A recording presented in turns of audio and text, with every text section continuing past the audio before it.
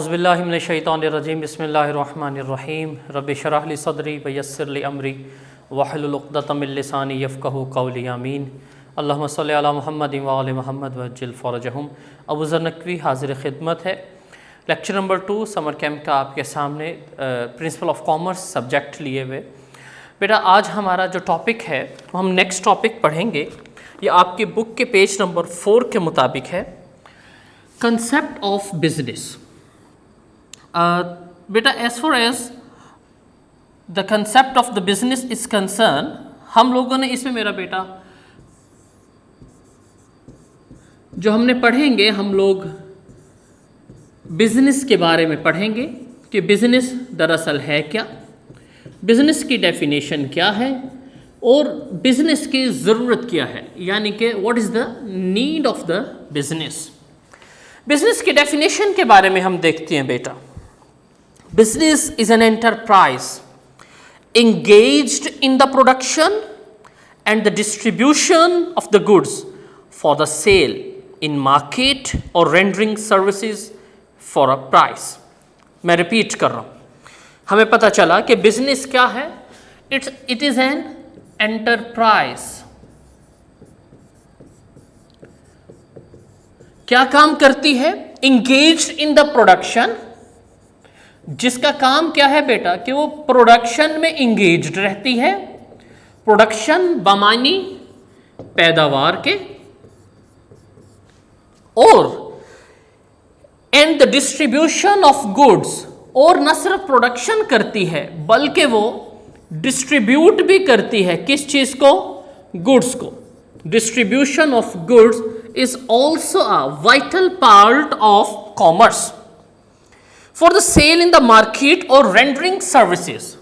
और न सिर्फ वो ये प्रोडक्शन करती है बल्कि वो सर्विसेज भी प्रोवाइड करती है। ऐसे काम को हम कहते हैं कारोबार। अब जरा दोबारा से देखें, इस डेफिनेशन की तरफ आए अजीज तलबा। कारोबार क्या है? एक एंटरप्राइज है, एक इदारा है। उसका काम क्या है? मेन काम उसका प्रोडक्शन है।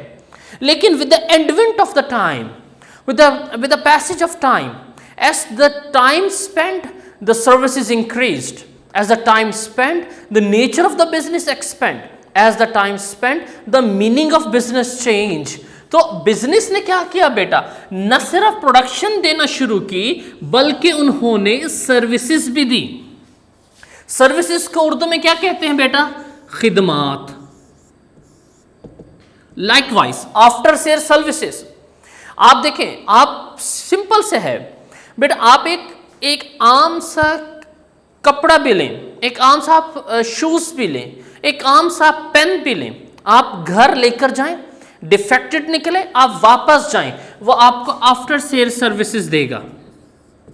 ऐसा है या नहीं है? लेकिन अगर वो आफ्टर सेल सर्विसेज नहीं देगा, he will be ruined from the market, वो मार्केट से खत्म हो जाएगा। यहां पर मैं एग्जाम्पल हमेशा देता होता हूं और मैं दोबारा एग्जाम्पल दूंगा बेटा, वो है आपकी नोकिया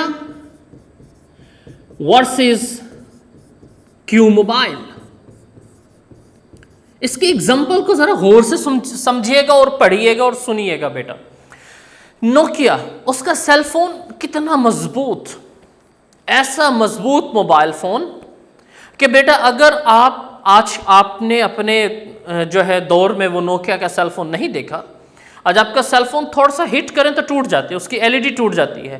लेकिन लिटरली नोकिया का सेल फोन माएँ अक्सर गुस्से में आके अपने बच्चों पर फेंकती थी, लेकिन बावजूद इसके उसका मोबाइल फोन नहीं टूटता था।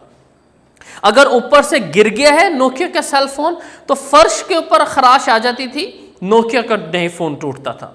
और आज आप प्रोटेक्टर भी लेते हैं, लेकिन बेटा बावजूद इसके why Nokia ruined from the market? Although there were many factors also, but the major factor was after sale services. Nokia was not Nokia was not willing to give the after sale services. Why was this so? Because Nokia was thinking itself as a brand imagination. तो brand imagination हो या कोई और हो बेटा, if you are not giving the after sale services, you will be ruined from the market, you will be vanished out from the market. So you must confine yourself toward the services. No, इसी तरीके से business का तीसरा काम क्या है बेटा? अशिया की तकसीम। If you are not distributing the goods, you are failing according to the definition of the business. You must not do this.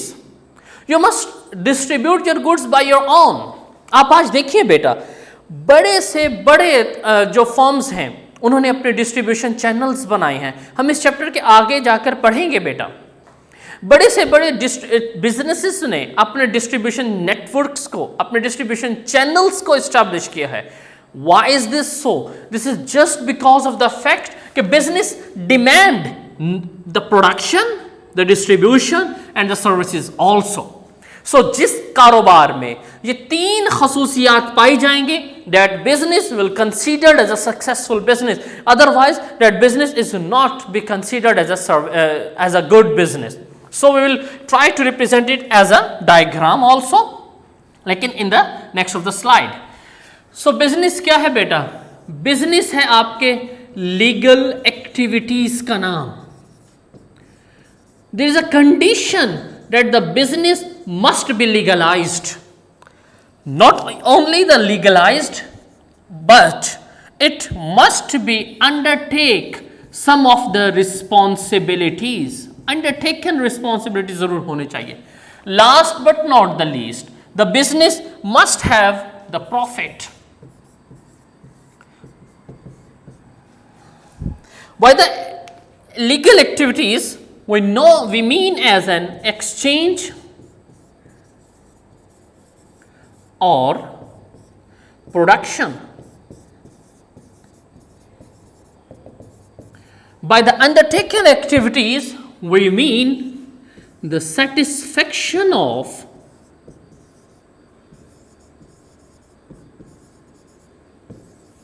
human wants. Now students, you must have to draw this very flow chart with your diagram, with your definition, otherwise you will not be able to get the 2 out of 2 marks in the definition of business. What is meant by the legal activities?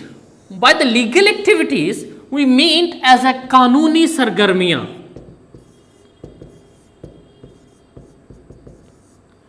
कानूनी सरगर्मी होनी चाहिए।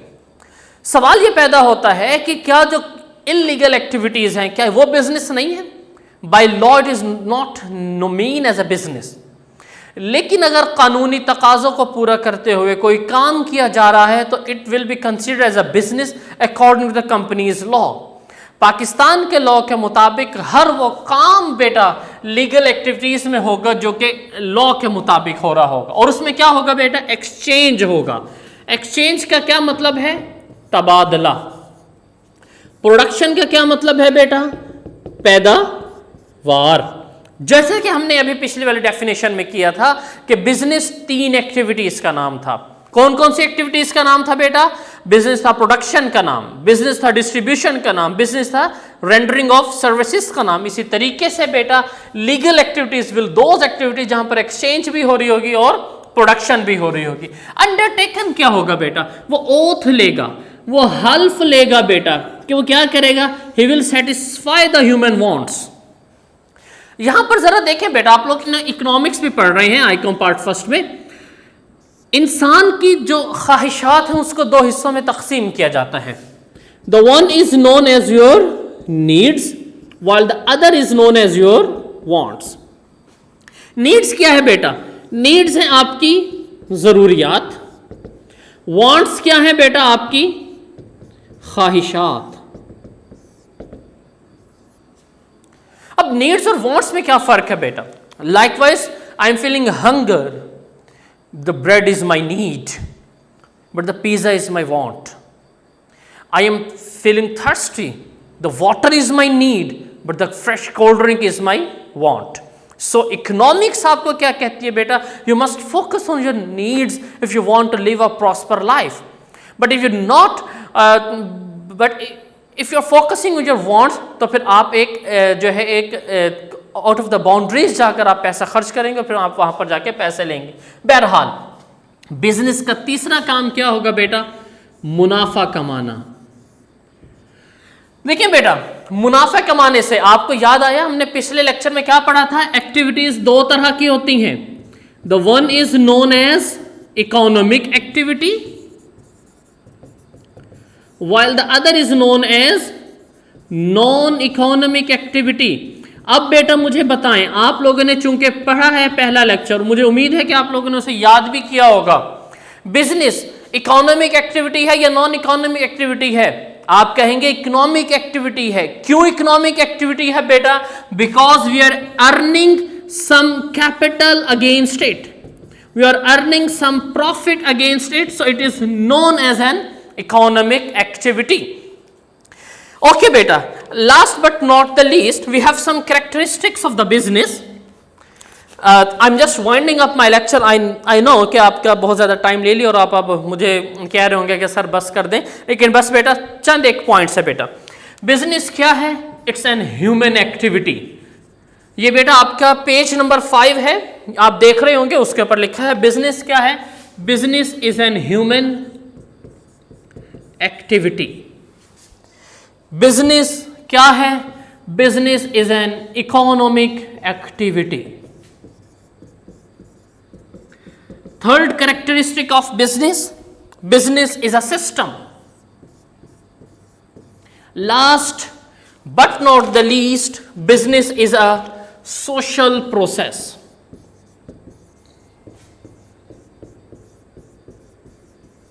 जरा ये देखिए बेटा, अब human activity में यहां आपके लिए एमसीक्यूज हो रहा है बेटा, एमसीक्यूज प्रिपेयर हो रहे हैं। ह्यूमन एक्टिविटी, बिजनेस क्या कमांडेड एक्टिविटी आएगी या अनकमांडेड एक्टिविटी आएगी?